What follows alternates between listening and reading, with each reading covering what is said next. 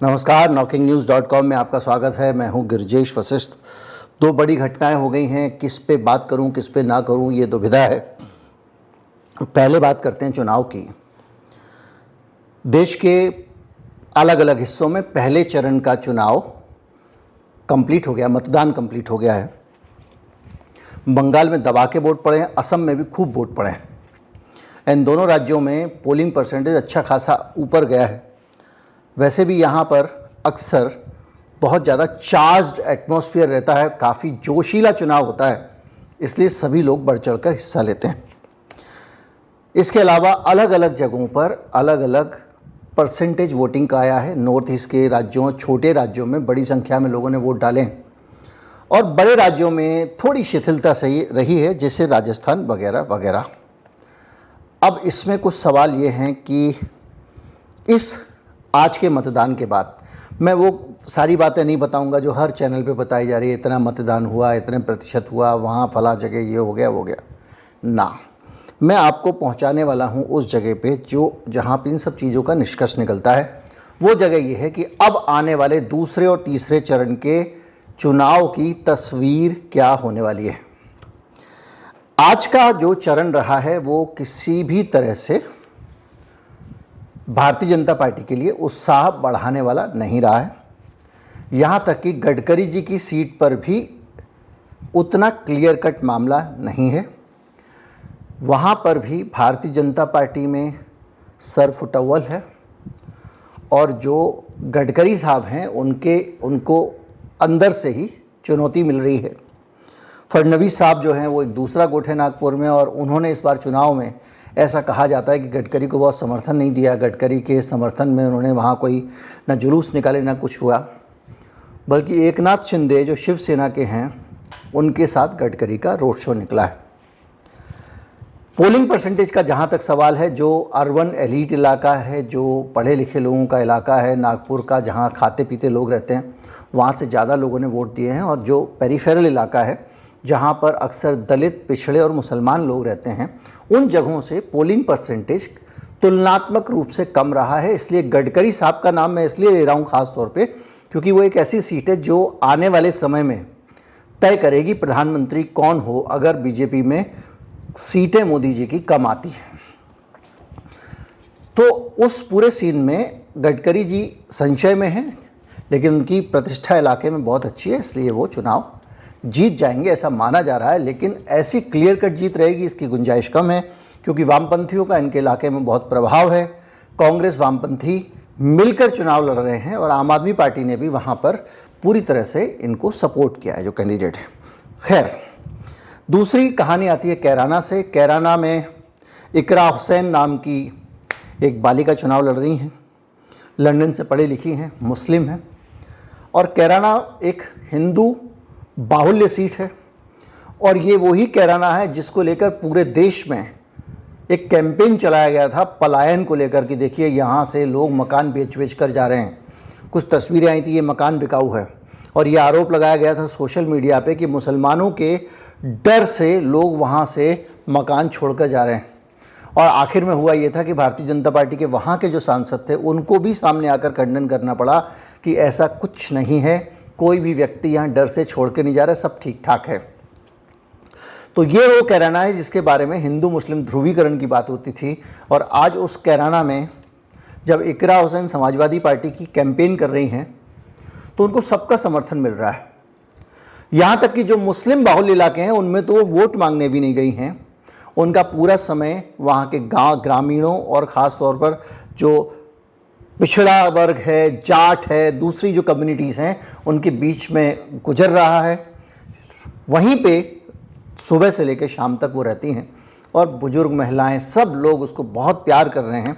और इसीलिए इकरा थोड़ा सा अखर रही थी और उनके इलाके में बहुत सारी गड़बड़ियों के आरोप सामने आए हैं। एक तो ये कि कई पोलिंग बूथों पर चुनिंदा जहाँ मुसलमानों के वोट पड़ने थे, पोलिंग देर से स्टार्ट हुई। देखिए, ईवीएम का एक ये भी मिसयूज़ है कि भाई आप कहीं पे भी अगर ख़राब हो गई ईवीएम तो वोटर जो है वो तो गया ना। मान लीजिए मैं जिस इलाके में रहता हूँ, मेरे इलाके में सारे के सारे वोटर भारतीय जनता पार्टी को वोट देने वाले हैं। अब मेरे इलाके की ईवीएम सुबह 3 घंटे के लिए ख़राब हो जाए, तो मेरे जैसे लोग जो वोट डालने जाएंगे वो लौट आएंगे, दोबारा जाएंगे, देखेंगे यार अब ये तो ठीक नहीं हो रहा, चलो फिर देखेंगे शाम को अगर निकल पाए तो ठीक है, नहीं तो कोई बात नहीं। और वोट देने को इस देश के लोग बहुत ज़रूरी काम मानते नहीं, उनको पता है जिसको भी वोट दो लौट के आने के बाद वही काम करता है। तो ज़्यादातर लोग, खासतौर पर मिडिल क्लास के अंदर बड़ी उदासीनता होती है। तो ईवीएम वगैरह ख़राब थी और जिसके कारण ये माना जा रहा है कि काफ़ी असर पड़ा है। दूसरा, मतदाताओं को परेशान किया जा रहा था, ये भी आरोप एकरा ने लगाया। उन्होंने कहा आप हमारे वोटर्स को डराएं धमकाएं नहीं, परेशान ना करें, ये उन्होंने अपील की थी। ये सब क्यों हो रहा है? ये सब जो दिखाई दे रहा है ये उस बीच में दिखाई दे रहा है जब कहीं पे भी जहां मतदान हो रहा है भारतीय जनता पार्टी के कार्यकर्ता बहुत ज़्यादा उत्साहित नहीं हैं, बहुत ज़्यादा एग्रेसिव नहीं हैं, बहुत ज़्यादा घरों से निकाल कर वोट डलवाने का भी चलन नहीं दिख रहा है। और सबसे बड़ी बात यह कि जिन मुद्दों पे लोग बात कर रहे हैं इन सीट्स पे, वो मुद्दे हैं विकास के मुद्दे और सांप्रदायिक एकता के मुद्दे। यानी इस तरह से चुनाव चला जो इस वक्त का पैटर्न आला अलग अलग जगहों से, तो मोदी जी के लिए नैया पार करना बहुत मुश्किल होगा। कल मोदी जी बहुत इस बात को लेकर नाराज़ थे और एक दिन उन्होंने चुनाव प्रचार ही नहीं किया है, ऐसा सूत्र बता रहे हैं। कुछ लोग कह रहे हैं कि कुछ और वजह रही होगी, ये रहा होगा वो रहा होगा, लेकिन उनकी वजह सामने आ जाती है, होती है। तो वो जो भी करते हैं, अगर वो भगवान जी के दर्शन भी करते हैं तो बड़ा बड़ा करके किया करते हैं। ट्वीट भी बहुत ज़्यादा नहीं आए उनके। तो मोदी जी नाराज़ क्यों हैं? वजह क्या है? वजह यह है कि माहौल बन नहीं पा रहा है और माहौल बनाने के लिए हर तरह की कोशिश हो रही है। भागवत साहब ने बयान दिया कि भगवान राम देश की पहचान है, एक दिन पहले, कि इसी पे कंट्रोवर्सी हो जाए, इसी पे कोई कमेंट कर दे। वो जो सूर्य तिलक हुआ था उस पर भी बहुत ज़्यादा हलचल नहीं हुई। तो पूरी जो एक शांति से कैसे बीत रहा है। तो आने वाले समय में बता दूं कि अब ये दूसरा फेज़ जैसे जैसे ख़त्म होगा, भारतीय जनता पार्टी पूरा जोर लगाएगी कि देश भर में तनाव वाली स्थितियां बने। जी हाँ, और वो मुद्दे को घसीटकर धार्मिक राजनीति पे लाना चाहती है। मोदी जी पूरी ताकत लगा रहे हैं, धार्मिक मसले उठा रहे हैं, इंडिया गठबंधन को घुमा फिरा के हिंदू द्रोही बताने की कोशिश कर रहे हैं। और उनका पूरा ध्यान इस पे है कि ये अगर कांग्रेस आ गई तो, और ये जिसको वो घमंडिया गठबंधन कहते हैं, ये आ गया तो ये मुसलमानों की बल्ले बल्ले हो जाएगी, ये कहने की वो कोशिश करते हैं। लेकिन ये जादू चल नहीं रहा है। उसकी वजह यह है कि मैं आपको बताऊं, मैंने एक वीडियो बनाया था, आप सबने देखा होगा, और उसमें यह कहा था कि मुसलमान और बाकी लोग कुछ समय, अगले 2-3 महीने थोड़ा सावधानी बरतें और किसी भी प्रकार के सांप्रदायिक मसले में ना उलझें। उनको बार बार घसीटा जाएगा, कोशिश की जाएगी, लपेटा जाएगा, और जो भी रिएक्शन आएगी वो चुनाव में तब्दील होगी। और ये बात विपक्षी पार्टियां भी अच्छी तरह से जानती हैं। तो मोदी जी ऊंचा नीचा कोई भी बयान अगर सांप्रदायिक दे देते हैं, कुछ कर देते हैं, या उनकी पार्टी के लोग कर रहे हैं तरह तरह से। आप सोचिए कि मध्य प्रदेश के मुख्यमंत्री का मैंने आपको वीडियो दिखाया था कि किस तरह से वो वोट मांग रहे थे धार्मिक आधार पे। आज भारतीय जनता पार्टी ने एक ऐसा ट्वीट किया है जिसमें वो सीधे सीधे धार्मिक आधार पर वोट मांग रही है। तो ये इसलिए हो रहा है क्योंकि एक पूरा का पूरा डर और इनसिक्योरिटी है भारतीय जनता पार्टी के मन में कि इस चुनाव में अब हम कुछ कर नहीं पा रहे हैं। 2047 का एजेंडा, मोदी की गारंटी वगैरह वगैरह पे कोई बात हो नहीं रही है। राम मंदिर बन चुका है, उस पर भी बात कहीं दिखी नहीं, क्योंकि जब वोट पड़ा है, किस मसले पर पड़ा है, ये बातचीत जब करके अलग अलग जगहों के जर्नलिस्ट आते हैं, फिर आप उनसे पूछते हैं कि बॉस क्या सीन रहा, कैसा रहा आपके इलाके में, तो एक तस्वीर पता लगती है। तो अब भारतीय जनता पार्टी को लगता है कि एक ही चीज़ है जो उसको बचा सकती है, और वो है सांप्रदायिक राजनीति। लव जिहाद का एक मसला, एक आदमी था, हिंदू लड़की से प्यार करता था, दोनों लिव इन में रहते थे, और बहुत ज़्यादा मामला बिगड़ गया, हिंसक हो गया, उसने उस लड़की को मार दिया, रेप की खबरें हैं, बहुत सारी खबरें। तो उसको लेकर उस लड़के के माँ ने पुलिस से अपील की है कि इसको सख्त से सख्त सज़ा दी जाए। तो अब उसको, ये इलाका है ज्योतिरादित्य के इलाके का मामला है, उसको तूल देने की कोशिश हो रही है। तो तरह तरह से ये कोशिश हो रही है कि इन मसलों को उठाया जाए। आज का जो पैटर्न अलग अलग जगह से वोटिंग का आया है उसको मैनेज करने की जो कोशिश की गई, एक तो मोदी जी ने ये किया कि जिस जगह चुनाव का प्रचार खत्म हो गया उसके बगल वाले इलाके से ही वो पब्लिक मीटिंग कर रहे थे। मैं पहले भी कह चुका हूँ कि चुनाव आयोग जो शेड्यूल जारी करता है उसमें ये सबसे बड़ा झोल है और लोचा है। दूसरा, ये जो मशीन खराब होने का मामला है ये सीधे सीधे धांधली का मामला है कि अगर किसी इलाके में किसी बूथ पे पोल नहीं पड़ेंगे तो उस इलाके में जो वोटर हैं उनके वोट नहीं पड़ने का फ़ायदा किसी दूसरी ऐसी पार्टी को पड़ जाएगा जिसको उसके वोट नहीं मिलते हैं। तीसरा, ये जो धमकाना और उस तरह की चीज़ें जो लगातार हो रही हैं ये भी अपने आप में बड़ी चीज़ है। तो ये सब चीज़ें हुई हैं, लेकिन ये चीज़ें होने के बावजूद इक्वेशन बदल गए चुनाव के, ए की जगह बी जीत जाएगा, ये मुश्किल है। और उत्तर प्रदेश, मैंने कल बताया था आपको, पोल के हिसाब से उत्तर प्रदेश में बीजेपी की स्थिति बेहतर होने वाली है, लेकिन ये जो पहले पेज का चुनाव है इसमें भारतीय जनता पार्टी हार रही है और उसमें करीब 3 सीटें अगर आप छोड़ दें तो वो सारी की सारी सीटें इंडिया गठबंधन को मिल रही हैं।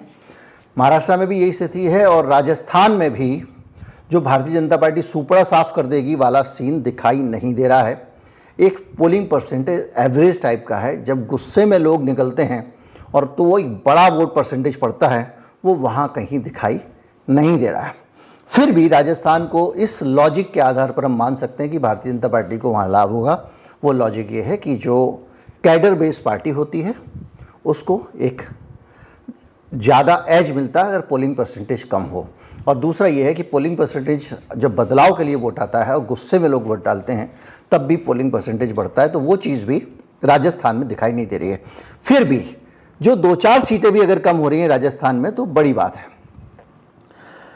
तो ये एक एनालिसिस हुआ जिसके बेसिस पे मुझे लगता है कि आने वाले समय में तगड़ा वाला नुकसान भारतीय जनता पार्टी को हो सकता है और उस नुकसान से बचने के लिए अब एक हिंदू मुसलमान का मसला, सांप्रदायिक मसले, दूसरी चीज़ें आएंगी, कुछ और भड़काऊ बयान आएंगे, कुछ और उस तरह की चीज़ें होंगी जिनके कारण हिंदू कम्युनिटी के अंदर एक चीज़ डाली जा सके कि अगर मोदी जी हार गए तो मुसलमान सिर पे बैठ जाएंगे। और ये वो हर चुनाव में करने की कोशिश करते हैं, लेकिन इस बार का जो हाल है इसमें ये बढ़ेगा। मोदी जी भी हदें पार करेंगे, उनके दूसरे अनुषांगिक संगठन वाले भी करेंगे और ये सिलसिला चलेगा। तो ये एक छोटा सा आज का एक विश्लेषण है। बाकी अगर आप चाहें तो इसमें दुनिया भर का मैं आपको डाटा दे दूं, कहाँ कितने वोट पड़े, 12 बजे तक कितने वोट पड़े थे, 4 बजे तक कितने वोट पड़े थे, किसने क्या कहा। हाँ, नॉर्थ ईस्ट का ज़रूर एक है कि मणिपुर में लगातार हमने वीडियो बना के आपको बताया था कि मणिपुर के हालात ऐसे नहीं है कि वहाँ शांतिपूर्ण चुनाव और निष्पक्ष संपन्न हो जाए। तो वहाँ पे कई पोलिंग बूथ पे कब्जे हो गए हैं, बहुत सारी हिंसा हुई है और पोलिंग मशीन तोड़ी गई हैं, बहुत सारी चीज़ें इस तरह की आई हैं। कुछ राज्यों से ये भी खबर आई है कि 4-4, 5-5 पुलों पे एक आदमी ने भी वोट नहीं किया है क्योंकि उन लोगों ने बहिष्कार किया था। कुछ लोगों ने, एक जगह पे ऐसा हुआ कि लोगों ने इसलिए वोट नहीं डाले, 0 वोट पड़ा, क्योंकि लोगों को ये था कि ये इस बार जो आपने पोल बनाया है, माफ़ कीजिएगा, पोलिंग बूथ बनाया है, वो आपने दूर बना दिया है। खैर, निचोड़ यही है कि आने वाले समय में सांप्रदायिकता के लिए तैयार रहिए। बहुत डिटेल से समझाने की कभी नौबत आएगी तो मैं समझा दूंगा, क्योंकि आप सब लोग बहुत समझते हैं, तो ज़्यादा ज़रूरत नहीं है। नमस्कार, जय हिंद।